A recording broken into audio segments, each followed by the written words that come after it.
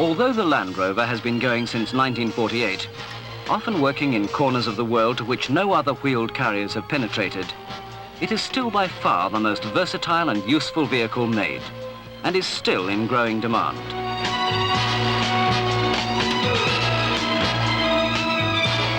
It is found in the Sahara and on the North Slope in Alaska.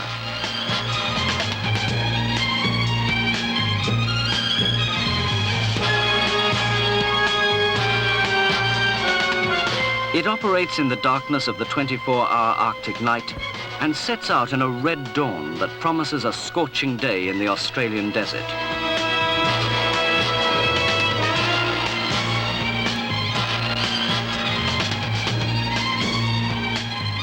It finds its way along bush tracks and penetrates the most remote jungles.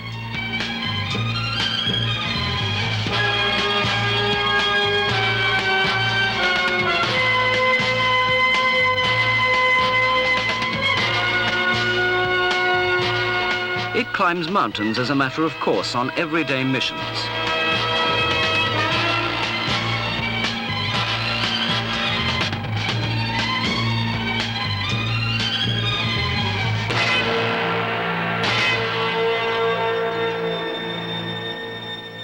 Under a policy of continuous improvement, there is not a single part in this, the first Land Rover built in 1948, that is common to the present model. Everything has been modified and improved in the light of experience, yet nothing has really changed. The Land Rover is still the same chunky, tough, versatile and adaptable workhorse. It has the same quality and the same specialized functions. Of course, today, as an option, you can have its Spartan interior clothed with a deluxe trim. In fact, the word option is the secret, for every Land Rover is built to order. There are hundreds of options, and the owner's preferences are noted when the order is taken. At the factory, these are programmed into a computer, and from this, the various components come together on the production line. Altogether, there are 27 different body styles and 5 different types of engines, giving customers the choice of over 1,500 variants. There are the differences that go with the left or right-hand drive, and there are dozens of extras, according to the choice of the future owner.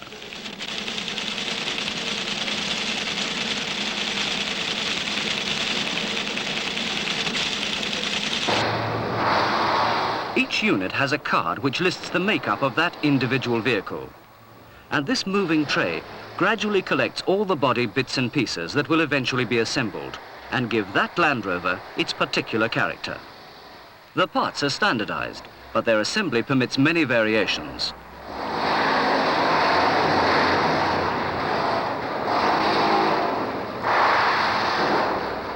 Even the mating of the axles and the frame member is predestined. It may be a long or short wheelbase. The axles may be specially reinforced, and it may be right or left-hand drive. But all the chassis components will have one thing in common, and that is immense strength. And they're all protected against rust, outside and inside. This stressed box girder frame indicates the thinking behind the Land Rover. It's made not only to bear heavy loads, but to stand endless rough and hard going. Engines may be 4-cylinder, diesel or petrol, or 6-cylinder petrol. There is a choice of high or low compression ratios. It all depends on the customer's special requirements. These engines have been developed for the job. They're the result of years of refinement and experience, and are as rugged as everything else about the Land Rover.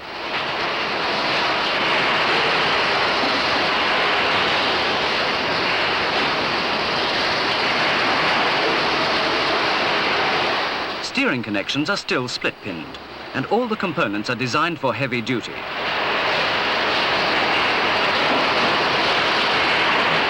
Throughout the assembly, inspectors are constantly checking, not only to see that the work has been properly done, but that the vehicle is being built to the specifications laid down on its accompanying card.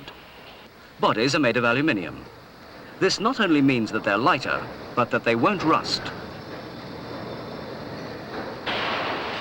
Built in sections, they're capable of being put together in a large number of different ways, giving many variants on the basic design.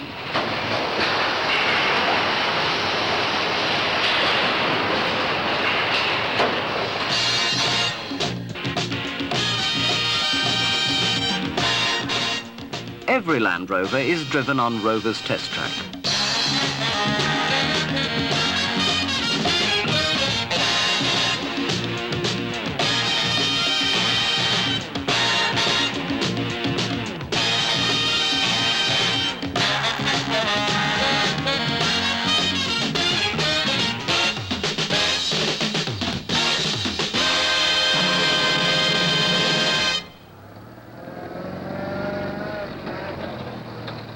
Drivers, who are trained to notice the slightest irregularity, make sure that each and every Land Rover leaving the factory is up to standard. The high standard Rovers have established over the years. Engines are designed to give high torque at low revs. In other words, plenty of power at low speeds. It's not necessary to race the engine to get over the humps. Together with 8 forward speeds, this means they can cope with any sort of going.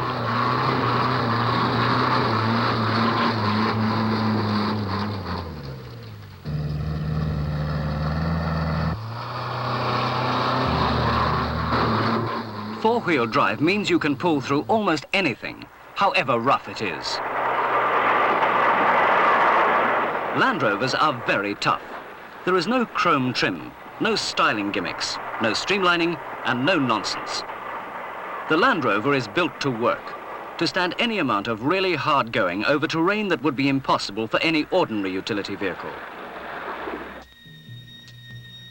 How many safari films have been made based on a Land Rover?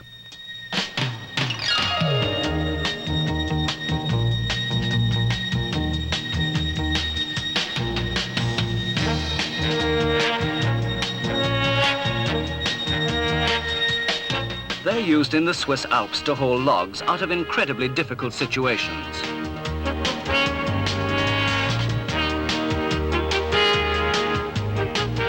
This is heavy duty.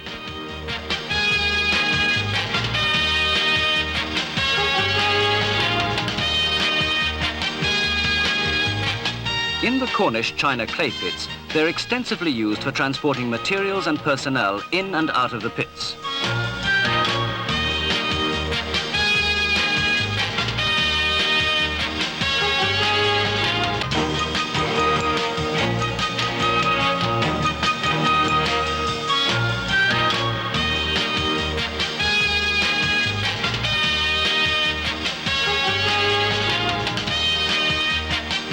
The many types of Land Rover are adaptable to all sorts of applications. They can take a pressure greasing outfit to heavy machinery in otherwise inaccessible sites, thus providing a service facility right on the job.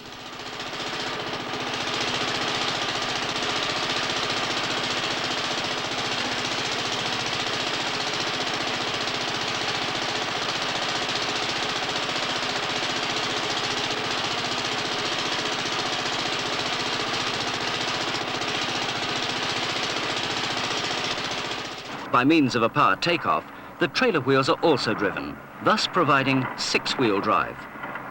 This means that a trailer can be taken into places where normally it would be an embarrassment.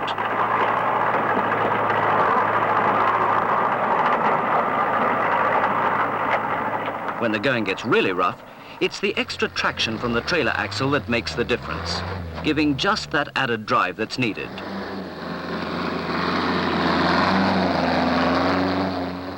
It is this ability to have 3 power takeoff points fitted that appeals to specialized equipment manufacturers. In this instance, the power takeoff is driving a 200-amp welding generator, supplying equipment which can be taken right to the job. It can also be used to drive an air compressor located under the rear floor.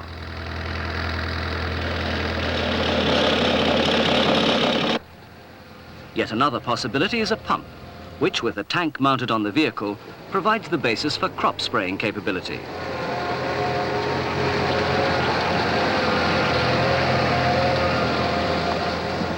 The same vehicle will treat curbs with weed killer or spray vergers.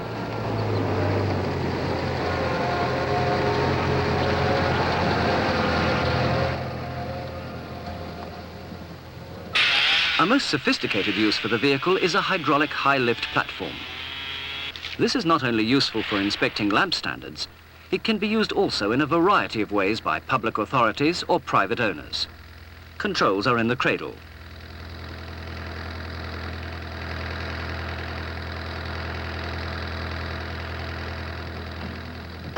More surprising is a powerful and highly mobile digger, mounted on a Land Rover and controlled hydraulically by a power source driven from the power takeoff.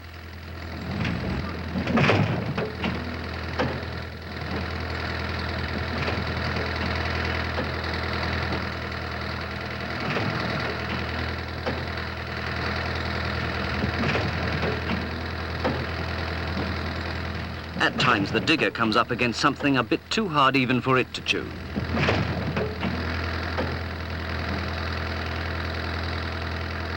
Then use can be made of the hydraulic power source to operate a drill that will break up, in this case, the concrete foundations. Not only can Land Rovers dig the trenches, they're often used by local authorities and public corporations who find them more versatile for difficult situations than larger, more conventional vehicles. Cable laying is a case in point.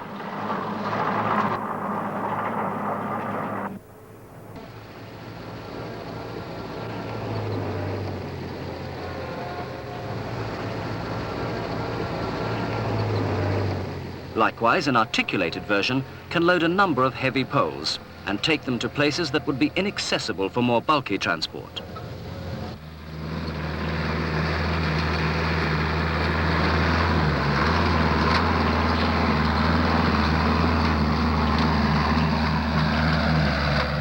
Well, this can be taken to extremes. Even so, a pole towed on a two-wheel bogie will go almost anywhere.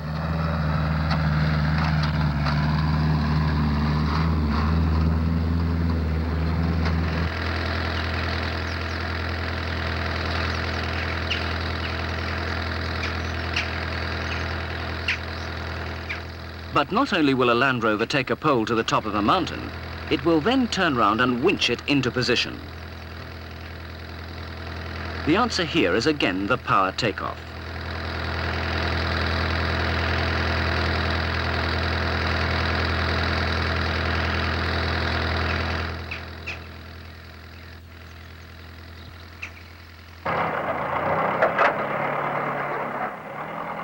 A Land Rover fire appliance often has a very specialized role.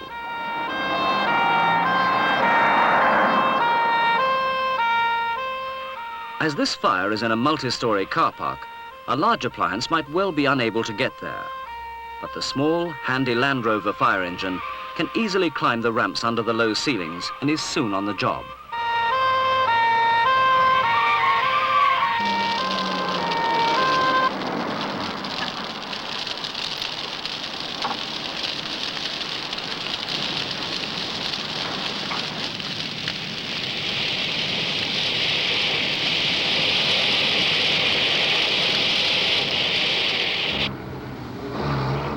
Similarly, in a modern shopping precinct, a Land Rover ambulance or fire engine can maneuver into situations that would be difficult for a larger vehicle.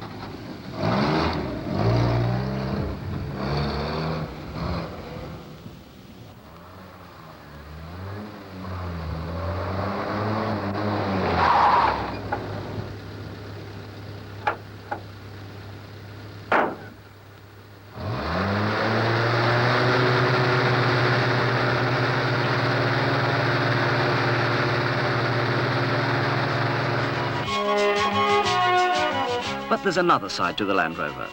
It is often used for recreation. As a motorized caravan, it'll get you to places that are quite inaccessible to ordinary caravans.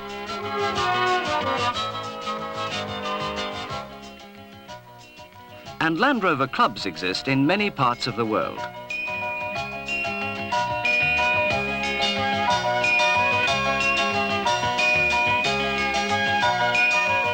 They've evolved competitions which test the vehicle's ability to the utmost.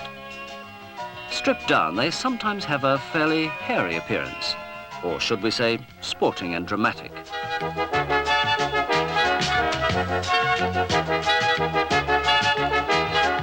Despite their appearance, these are all quite normal Land Rovers. The idea is to try and find a hill that is unclimbable. Short of the side of a house, a Land Rover will climb almost anything. The top of this hill must be almost 1 in 2.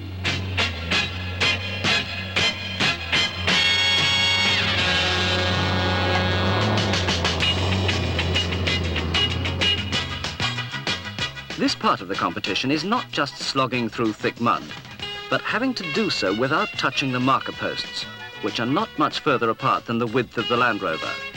It is not as easy as it looks.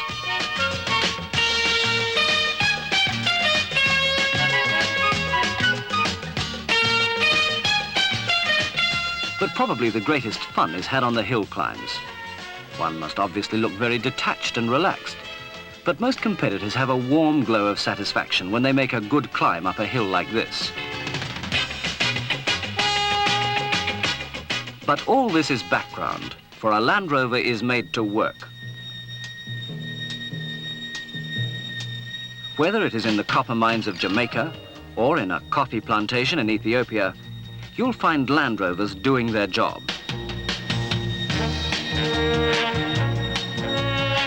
To a shepherd in New Zealand, a Land Rover is now often more important than a horse, for it will cover more territory and transport his dogs. The Land Rover is not just a successful production. It is a part of the scene on every continent where there is a tough job for a wheeled vehicle. In Switzerland, the Land Rover not only hauls logs, but collects and delivers the mail, and performs many other functions in that mountainous country. Its presence on industrial sites is taken for granted. It fits into the farming scene as naturally as the plough. It is ubiquitous yet individualistic. Everywhere in the world, its versatility is quite unmatched.